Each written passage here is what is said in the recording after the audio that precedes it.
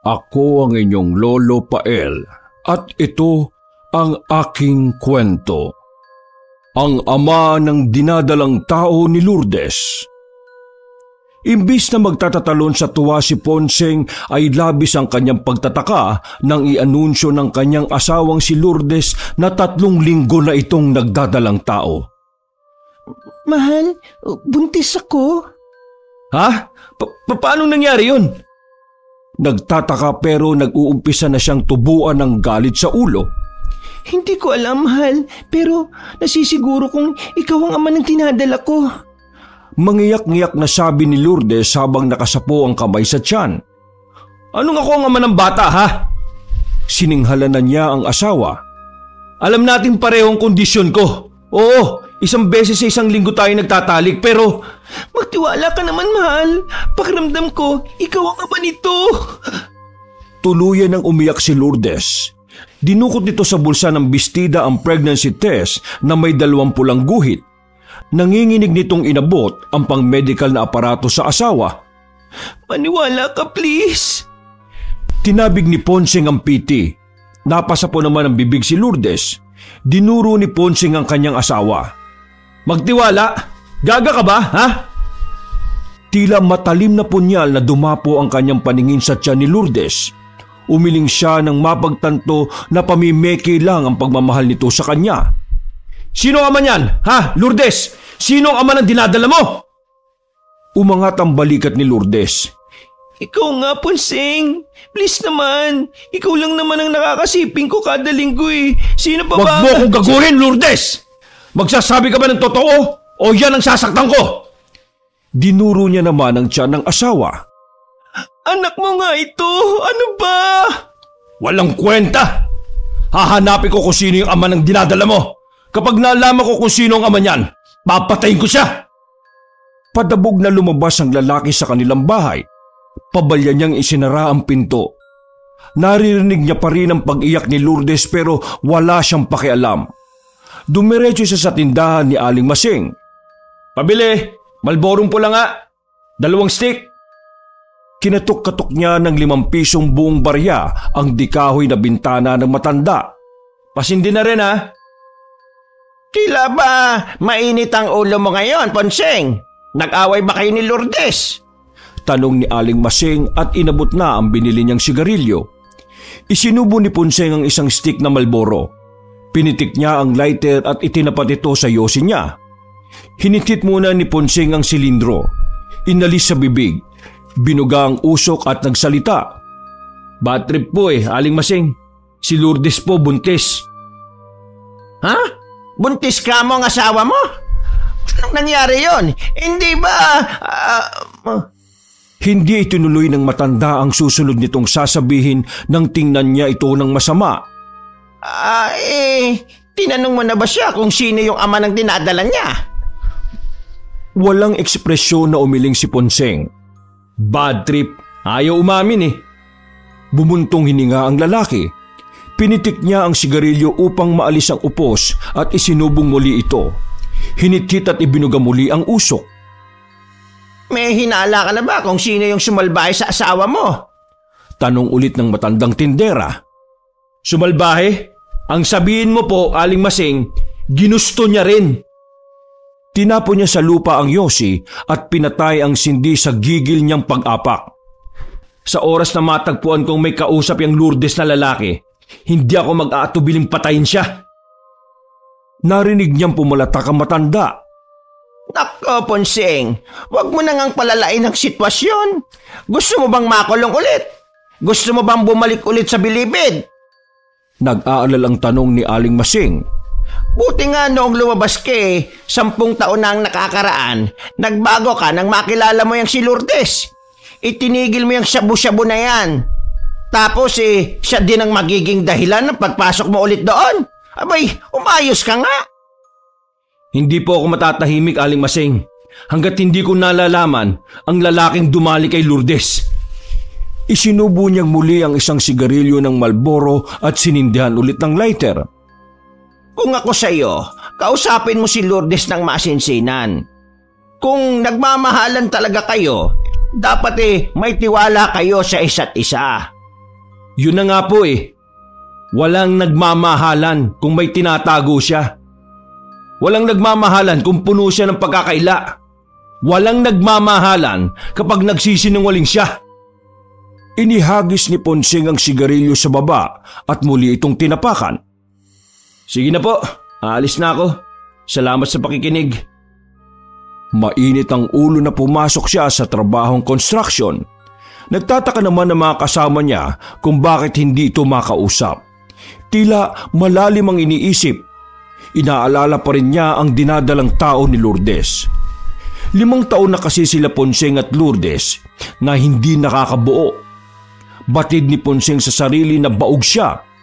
Ayon na rin sa doktor na kumonsulta sa kanya.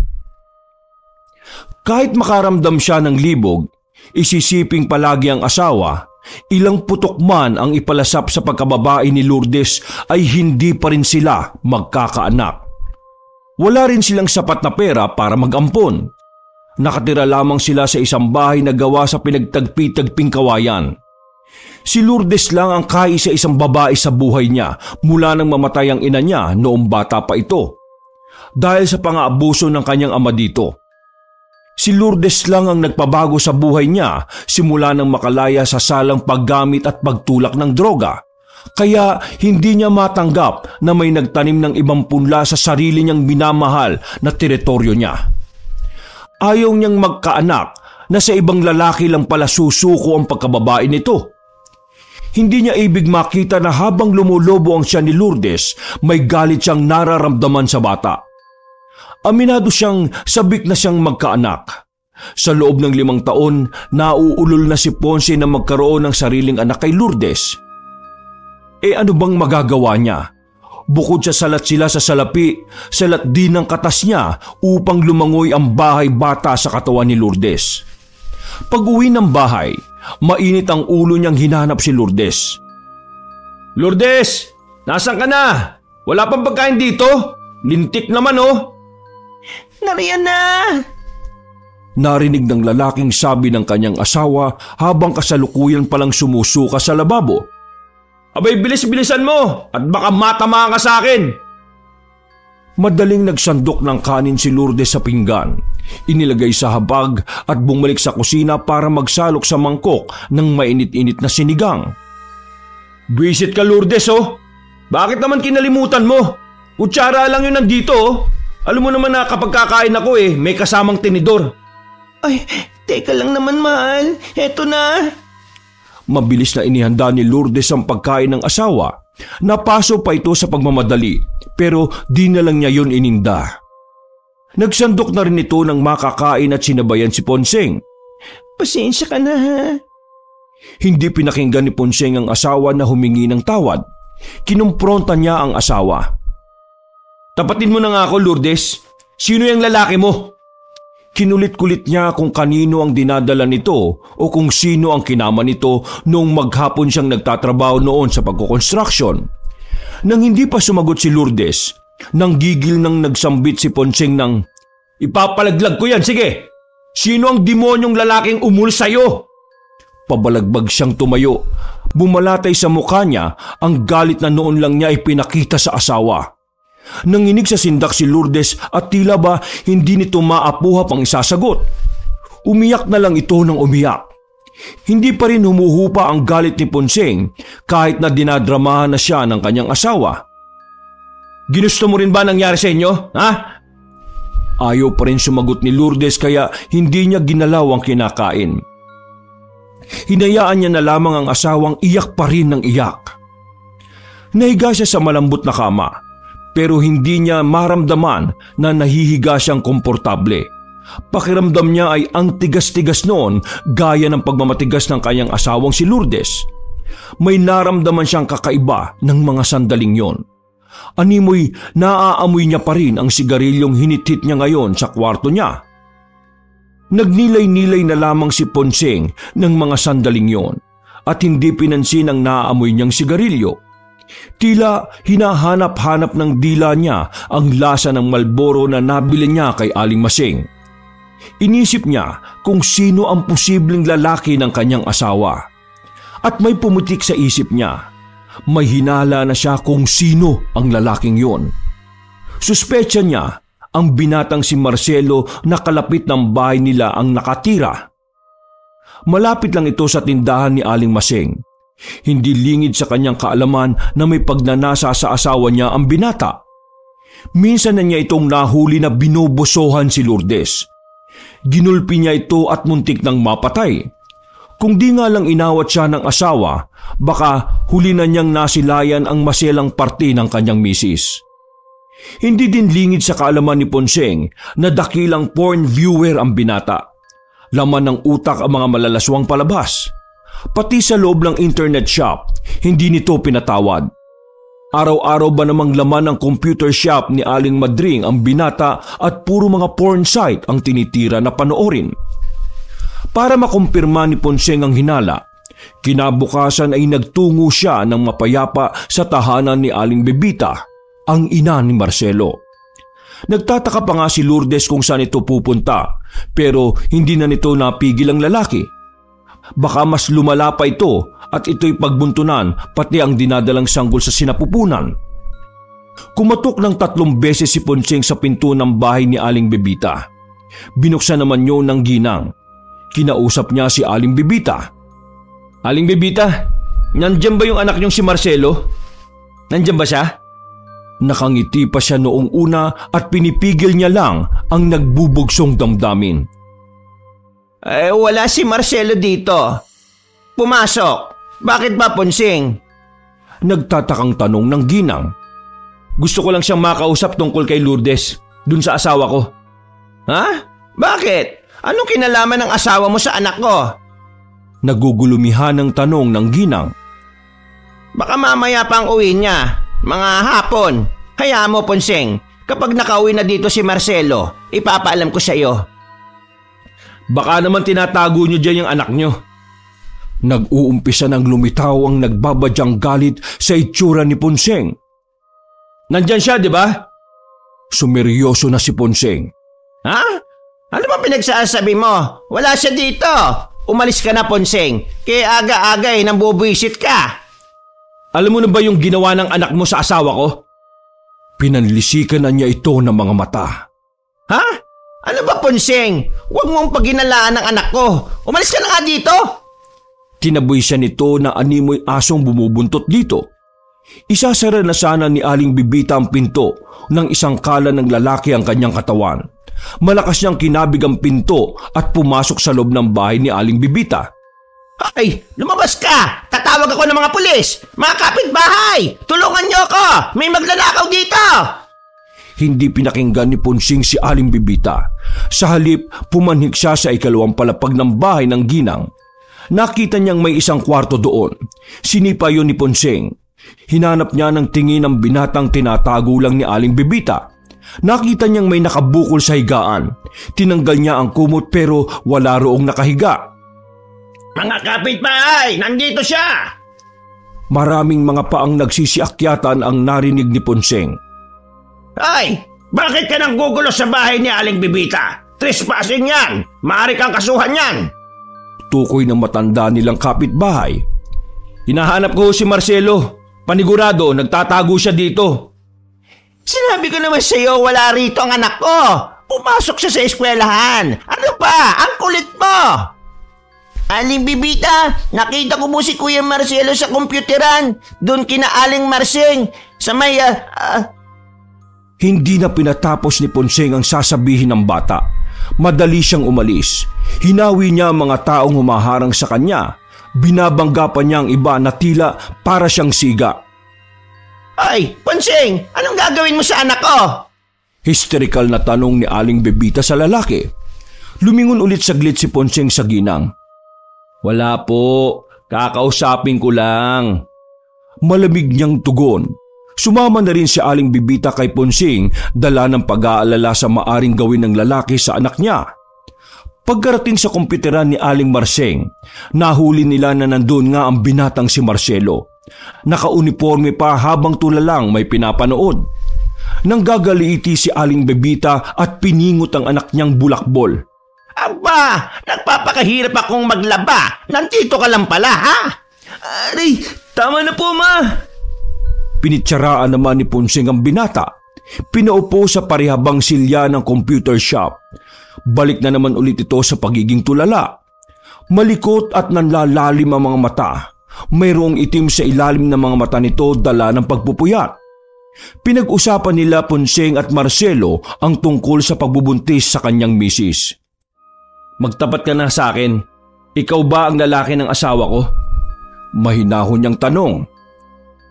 Hindi umimik si Marcelo kaya nanggalaiti na siya. Uulitin ko, ikaw ba ang lalaki ni Lourdes? Ha? Sininghalan na niya ang binata na tulala pa rin. Huwag mong pilitin ang anak ko kung ayaw magsalita, Ponsing. Tumahimik ka nga. Huwag mong pagtakpan ng anak mo. Naniniguro kong nagsasabwatan kayong mag-ine. Hay! Ang lakas naman ng loob mong pagsabihan ako ng ganyan. Nagsimula ng magbulungan ng mga taong nakikiusyoso. Binalingan niya ng nanlilisik na tingin si Marcelo. Sagutin mo ko, ikaw ba ang ama ng pinagbubuntis ni Lourdes? Sa pagkakataong yon, ngumiti na ng nakakaloko si Marcelo. Humalakak siya. Tumangutango lamang si Marcelo. Animoy palamuting aso lamang na nakadisplay sa ibabaw ng dashboard ng sasakyan. Sumagot ito ng tango. Malokong tinapunan siya ng nakakainsultong tingin at ngumisi. Malakas na suntok ang pinakawala ni Ponsing kay Marcelo. Ang anak ko! Nagmistulang demonyo si Ponsing sa puntong yon. Malakas na suntok ang natanggap ni Marcelo sa lalaki. Natumbang nawala ng malay ang binata na nagmarka at nagpasa ang suntok sa kanyang mukha. Bakit mo sinuntok si Marcelo ko? Hindi magagawa ng anak ko yun, hayop ka! Huminga-hinga si Ponsing upang pakalmahin ang binubugso ng kanyang damdamin. Umamin na nga ang anak mo pinagtatanggol mo pa?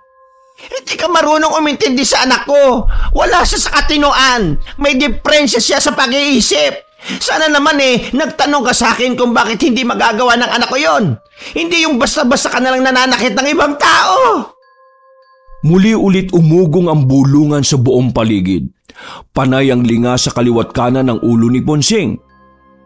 Manahimik kayo, mga marites!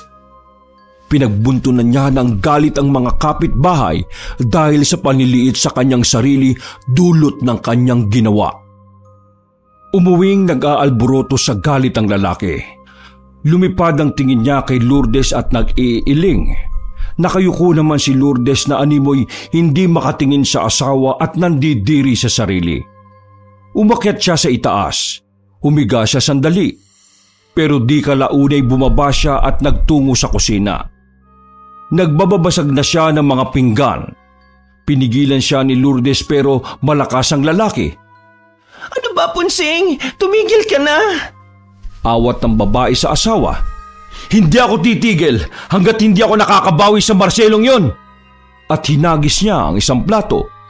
Lumika ng pagkabasag ang mga plato at nagkapira-piraso. Si Marcelo? Hindi! Hindi si Marcelo, mahal! Kung hindi si Marcelo, sino nga? Tumahimik muli si Lourdes. Napayuko siya at dumaloy muli ang mga takas na luha sa mga mata. Oh, ngayon, hindi ka makasagot-sagot. Ibig sabihin, guilty ka. Sabihin mo na kasi sa akin kung sino yung lalaki. Hindi ko alam! Pasigaw na sagot ni Lourdes. Hindi ko alam. Ikaw lang naman ang lalaki ko. Bakit ba ayaw mo? Hindi na ituloy ni Lourdes ang sasabihin. Sinakal siya ng lalaki kaya hindi na siya makapagsalita. Nagpupumiglas naman si Lourdes sa pagkabigla. Nasasakal ako, Ponsing. Bitiwan mo ko. Tandaan mo ito. Oras na malaman ko kung may iba kang tinatagong lalaki, sisiguraduhin kong yayariin ko ng brutal yang lalaki mo. Binitiwan na niya ang asawang ubo ng ubo. Narinig na naman niya ang pag-iyak ni Lourdes pero di yun tumalab sa kanya bilang asawa. Ngunit may kumukurot sa dibdib niya ng mga sandaling yon. Dinadala siya ng kuryosidad upang alamin ang nasa likod ng pagbubuntis ni Lourdes. Sinabunutan ni Ponsing ang sariling buhok. Pinagsusuntok niya ang pader. Halos dumugo na yung kamao niya pero di pa rin siya tumitigil hanggang sa humupa ang galit niya. Naisip niyang may iba pang lalaki si Lourdes na tanda niyang ikinukwento sa kanya. Baka ito na ang nakadali sa kanyang asawa. Lagot ka sa akin, Goyong. Si Goyong ay ang crush na ikinukwento ni Lourdes sa kanya noong high school. Matipuno ito at may angking karisma gaya ni Piolo Pascual. Sa tuwing nagkukwento si Lourdes tungkol kay Goyong, palihim na namang nagsiselos o nai-insecure ang lalaki dito. At pakiwari niya, ito na ang posibleng tinatagong lalaki ni Lourdes. 3 araw nang hindi tumatabi si Lourdes kay Ponsing. Ayaw niyang makatabi ang lalaking may galit sa kanya dahil sa pagbubuntis nito na alam naman niyang si Ponsing ang ama. Sa sofa siya sa baba natutulog habang hinahayaan naman niya ang asawa sa itaas. Kinaumagahan, tinanghali na si Lourdes na magising. Palagi siyang may napapanaginipang itim na nilalang. Subalit di niya matukoy kung ano yon. Gusto raw siyang kunin. Sa kalagitnaan ng kanyang pag-iisip, napansin ni Lourdes na madaling nagbihis ang kanyang asawa. Panakaw lang ang tingin ni Ponsing kay Lourdes at niligpasan siya. Saan ka pupunta? Kinakabahang tanong ni Lourdes sa asawa. Wala kang pakialam. Malamig na tugon ni Ponsing. Anong walang pakialam? Asawa mo? Asawa bang may tuturing na may tinatago? Asawa bang may tuturing na yung dinadala ng babae ay sa ibang lalaki? Hinarap na ni Ponsing si Lourdes. Ramdam ng babae na nangingiyak na siya pero tinitimpi na lamang niya ang emosyon. Bakit, Ponsing? Kapag ba hindi mo to anak, hindi mo na ako mahal? Hindi mo na ako may tuturing na asawa mo? Natahimik si Ponsing sa tanong ng asawa. Hindi niya na lamang ito pinansin at dire-diretsyong lumabas ng bahay. Pumasok na siya sa construction at gaya ng dati, hindi na naman siya nakakausap. Pagkatapos ng trabaho, dumiretso siya sa presinto. Pumunta siya para kausapin si Goyong na isang alagad ng batas. Maglalakas na siya ng loob na tanungin ang tungkol sa namamagitan sa kanila ni Lourdes. Pagkarating sa presinto ng kabanatuan, wala doon si Goyong. Doon na nakaramdam ng kaba si Ponsing. Bumalik ulit siya sa kanilang tahanan. Baka may hindi magandang ginagawa ang dalawa. Samantala, hindi naman napanatag si Lourdes nang matagpuan niya ang litrato ni Goyong sa ibabaw ng kobre kama nilang mag-asawa. Mukhang naggalungkat ang lalaki ng mga gamit niya. Tiningnan ang address sa likod kung saan ang destinasyon na nagtatrabaho si Goyong. Sa loob-loob niya, parang heto naman ang punteriya ni Ponsing na girahin. Kaagad na tinawagan ni Lourdes si Goyong. Sumagot din to kaagad. Hello, sino to? Hello, Goyong. Si Lourdes ito. Oh, napatawag ka, Lourdes. Long time ah. May sasabihin lang ako sa'yo. Papunta dyan ang asawa kong si Ponsing. Mag-iingat ka kasi. Mag-iingat? Bakit? Sige, pupunta ako dyan. Total, matagal pa bakante ko. Ay, teka. Hindi na siya pinatapos ni Goyong. Kalahating oras pa lang, nakarating na si Goyong sa bahay nila Lourdes. Bumaba si Goyong na nakauniforming pampulis. Nakaramdam si Lourdes ng matinding kilig dahil mas gwapo pa ang kaklase niya noong high school pa lamang sila. Mas sumanga pa siya rito dahil sa taglay nitong kakisigan sa suot nitong uniforme ng PNP. Kumabog ang dibdib ng dalaga. Pero nahaluan niyo ng pag-aalala nang maalala niya si Ponsing. Goyong, umalis ka na. Maabutan ka dito ng mister ko. Pinapalis mo na kagad ako, kararating ko lang. Hindi mo naiintindihan, Goyong. Kaya kita tinawagan kasi... Sinasabi ko na nga be! Napalingon si Goyong at gulat na gulat si Lourdes nang dumating si Ponsing. Oh pre, ikaw pala nga... Sinuntok na kagad ni Ponsing sa mukha si Goyong bago pa nito ituloy ang susunod na sasabihin. Hindi yun inaasahan ng lalaki kaya natumba ito sa lupa. Ponsing, nagkakamali ka. Hindi siya ang... Malakas na sampalang dumapo sa mukha naman ni Lourdes. May relasyon kayo! Napamulagat sa galit si Ponsing. Binalingan niya si Goyong na papatayo na. Tinadyakan niya ito ng tinadyakan sa mukha. Ikaw palang lalaki ng asawa ko! Tinadtad niya rin ito ng sapak sa muka. Hindi naman makuhang gumanti ni Goyong. Wala pa ring tigil sa kakasuntok si Ponseng sa pulis. Tama na, Ponseng! Walang kasalanan si Goyong! Huling-huli ko na kayo. Ano bang... Ah! Sunod na bubagsak sa lupa si Ponseng nang bayagan at sipain siya ni Goyong. Pilit na tumayo si Goyong at bumunot na ng baril. Tinutukan niya si Ponseng. Sige, subukan mong tumayo. Hindi ako mangingiming kalabatin ito. Hindi na gumalaw si Ponseng. Nanggigigil naman ng lalaki na pinanlisikan siya ng mga mata. Punong-puno ng sariling dugo sa muka. Wala kaming relasyon ni Lourdes. Naparito ako para kumustahin siya. Sinungaling! Tangkang tatayo na sana ni Ponseng, subalit idinikit na ni Goyong sa kanya ang nguso ng baril. Ikinasa nito ang armas. Namuo agad ang pawis ni Ponseng sa batok. Palibasa, may baril ka! Suntukan tayo! Pangahamon pa nito. Tama na! Goyong, sorry kung nadamay ka pa. Naiiyak na sabi ng babae sa pulis na dati nitong kaklase. Ponseng, walang kinalaman si Goyong sa pagbubuntis ko. Hindi siya yung ama ng dinadala ko. Pwede ba? Tumigil ka na! Unti-unti namang napagtanto ni Ponseng ang mga nagawa niya sa otoridad na kaharap. Itinayo ni Goyong si Ponseng at pinusasan.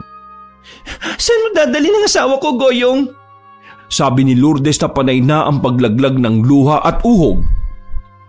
Kailangan niyang pagbayaran ng kasalanang ginawa niya sa akin. Kinakasuhan ko siya ng physical injury. Ako ang naagrabyado dito. Wala akong ginagawang masama sa kanya. Pagpapaliwanag na tono ni Goyong. Tulala na rin si Ponseng na animoy unti-unting natauhan. Dinala na siya sa patrol car at binalingan ng masamang titig si Lourdes.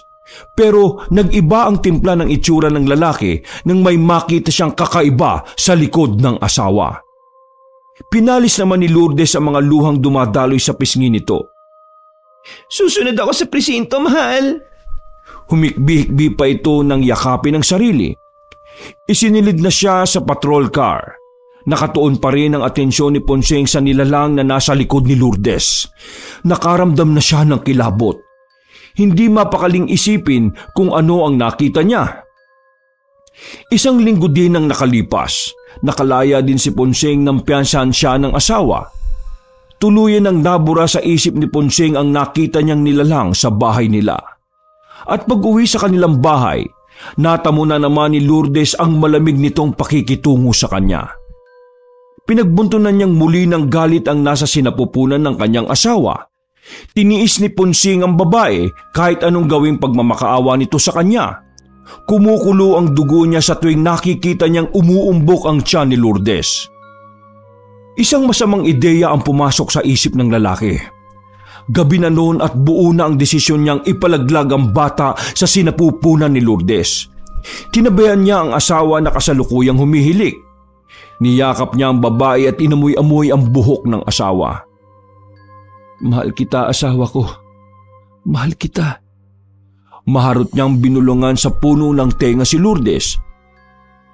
Salamat pala sa pagpiyansa mo sa akin, mahal ha. Hindi mo pa rin talaga ako magawang matiis sa kabila ng lahat ng ginawa ko sa iyo. Narinig niyang umingit ang asawa. Hinalikan niya ito sa leeg. Dinilaan. Nakiliti si Lourdes kaya ito nagising. Ponseng naman. Hinarap na siya ni Lourdes at tinitigan niya sa mga mata. Asawa ko, mahal mo ba ako? May nahon niyang tanong. Oo naman, pero sana matanggap po nitong dinadala ko. Ilang ulit ko nang sinasabi sa iyo na ikaw lamang ang nakakaromansa sa akin. Wala nang iba. Naniniwala na ako sa iyo. Pero may isa lang akong pakiusap sa iyo, mahal. Hinaplos ni Ponseng ang tiyan ni Lourdes. Punta tayo bukas sa bayan, kina Aling Guazon. Napamulagat naman si Lourdes sa sinabi ng asawa. Kay Aling Guazon, yung matandang aborsyonista? Nakangiting tumango si Ponseng. Babalik lang ang dati kong pakikitungo sa iyo kapag nawala na yung nasa sinapupunan mo. Pumapayag ka na ba, mahal? Napabangon si Lourdes at umatras kay Ponseng. Ano ba sinasabi mo? Kasalanan sa Diyos ang inuutos mo sa akin. Hindi ko kaya, mahal. Ayoko. Agresibo niyang hinawakan ng maigpit ang kabilang braso ni Lourdes. E di sige. Bakit? Sinong pipiliin mo? Ako o yung batang nasa sinapupunan mo? Ano ba, Ponseng? Nasasaktan ako. Masasaktan ka talaga kung hindi mo ako sasagutin. Sigaw niya sa asawa na halos marinig na sa dalawang katabing bahay nila. Ayoko mamili. Pareho ko kayong mahal. Ayoko, Ponseng. Ayoko. Ganon ha? Umalis ng kama si Ponseng. Hinugot niya sa kanyang pantalon ng sinturon. Sa halip na katad ang ipanghahampas niya dito ang belt buckle o yung sa sinturon ang pinatama niya sa asawa. Ponseng, huwag mong gawin sa akin yan. Please, tama na, Ponseng. Ponseng! Ilang hampas ang ginawa niya kay Lourdes. Dumurugo ang iba't ibang parte ng katawan niya. Kung hindi mo ako pipiliin na ako lang, mas mabuting magsama na lang kayo ng batang yan sa impyerno. Mas malakas na hampas pa ng sinturon ang ipinalasap ni Ponseng kay Lourdes. Patuloy lang sa kakadaing at hiyaw si Lourdes. Nakikiusap na itigil na niya ang pananakit dito. Maya-maya, natigil siya sa kakahampas nang may maulinigan siyang umuugong, malalim, umuungol, madambuhalang boses. Ano yun? Bigla na lang din siyang nakaamoy ng mabahong usok ng sigarilyo. Naamoy niya na ito dati pero mas mabagsik ito kumpara sa hinihitid niyang yosi na Marlboro. Naging mausok na ang paligid ng kwarto nila. Umaalingasaw sa loob ng kanilang tirahan.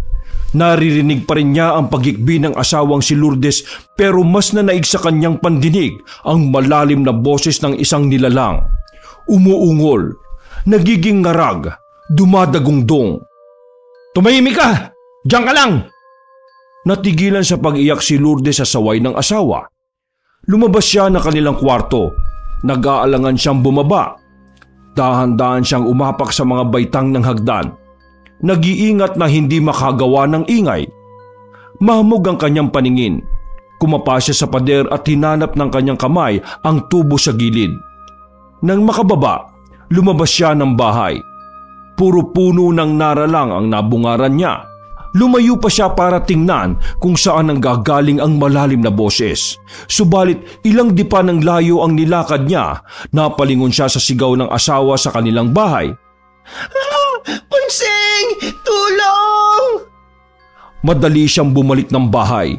Pinihit niya ang siradura ngunit di nagbubukas ang pinto. Ilang balyan na rin ang ginawa niya sa pinto ngunit ayaw talagang magbukas.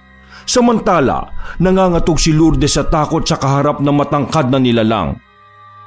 Kukuhain ko na ang anak ko! Saad ng nilalang.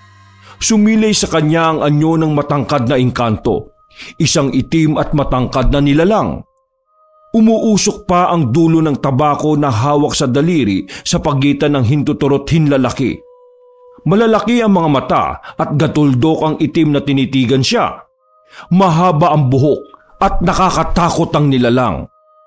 Pigil ang hininga ni Lourdes, ngunit ninanais ng kanyang kalooban na itaboy ang engkanto sa harapan.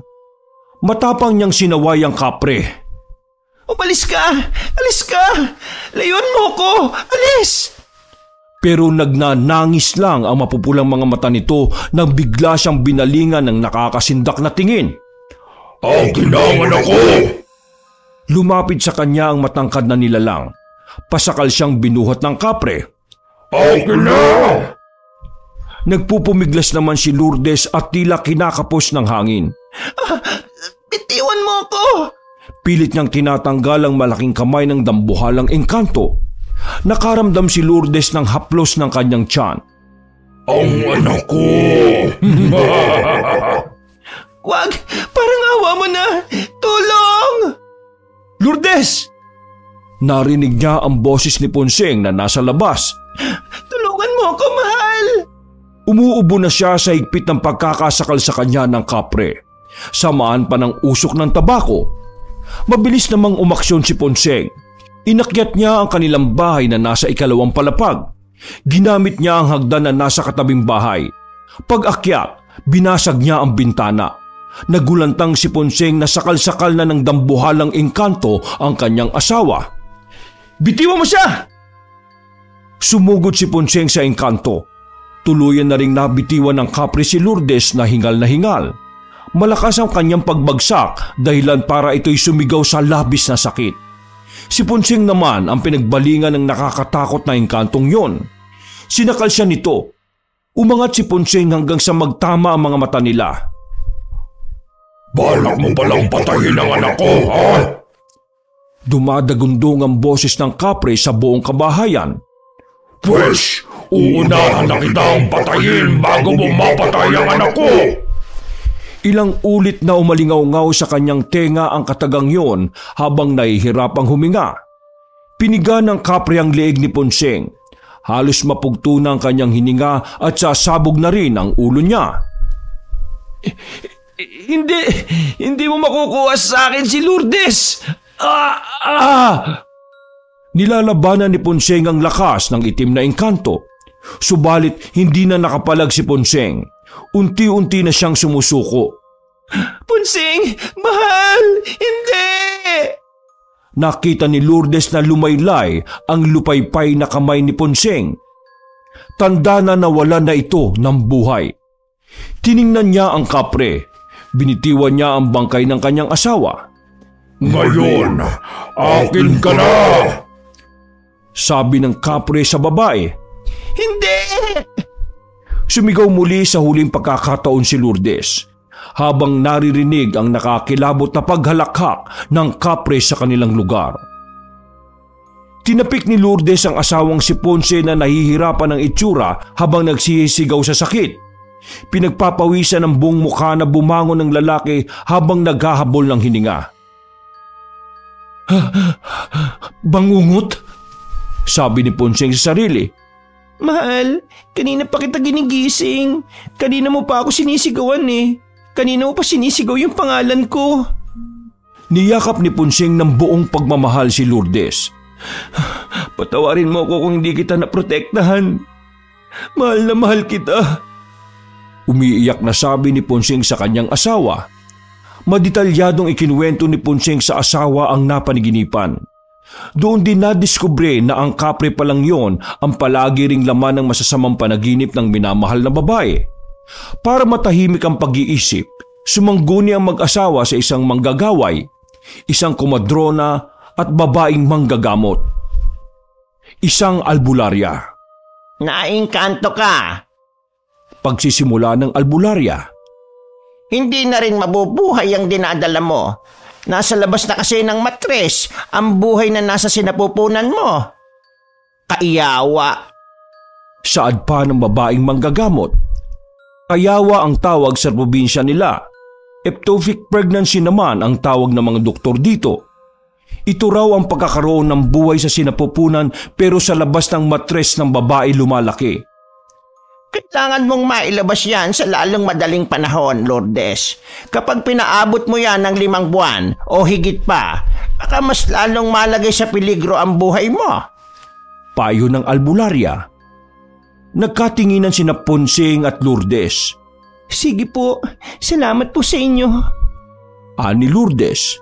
Sa pamamagitan ng raspa, pinaalis nila sa aborsyonista ang dinadala ni Lourdes sa tiyan. Sobrang sakit ng pagkababae ni Lourdes. Malagulaman na itim ang lumabas sa pagkababae nito. Mabutit na agapan nito kung hindi ay baka lumala ang masilang kondisyon ng asawa niya.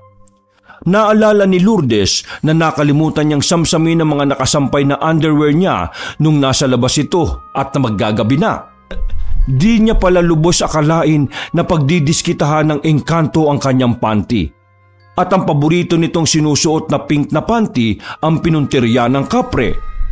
Leksyon na rin para sa babae ito at nagsilbi na ring leksyon kay Ponseng na huwag pairalin ang pagiging tamang hinala at namimintang na lang kung sino-sino. Kailangan kong humingi ng tawad kay Aling Bibita, kay Marcelo at Goyong, lalo na sa iyo Lourdes. Patawarin mo na sana ako, mahal. Lumuhod si Ponseng sa kanyang asawa pero kagad naman siya nitong pinatayo. Wala yun, mahal. Ang importante, bumalik na ulit ang tiwala mo sa akin. Hindi ka naman talaga nagsinungaling sa akin, mahal eh. Ako lang talaga ang matigas simula nung una. Nagduda pa ako sa iyo. Muli ulit niyakap ni Ponsing si Lourdes. Mahal na mahal kita. Hinding-hindi na ako maghihinala sa iyo. At dahil doon, nagtukaan na silang dalawa. Mahal din kita. Sa huli, lumipat na lang ng tirahan sina Ponsing at Lourdes sa isa pang probinsya nila sa Nueva Ecija. Hindi na rin kasi sila makakatagal doon. Baka hindi rin sila patahimikan ng kapre na gabi-gabi ay umaaligid sa babae. Tila nakursanadahan na si Lourdes. Bago nila lisanin yon, humingi muna ng tawad si Ponsing sa pamilya ni Marcelo at kay Goyong. Mabait naman ang ina ng binata kaya kaagad nitong tinanggap ang kanyang paghingi ng tawad. At si Goyong nagkaroon na rin ng matinding closure sa dalawa at kay Lourdes nung mga panahong yon. Gayong wala mang maituturing na supling sina Ponsing at Lourdes, sapat na habang buhay silang tapat na nag-iibigan sa isa't isa. Wakas.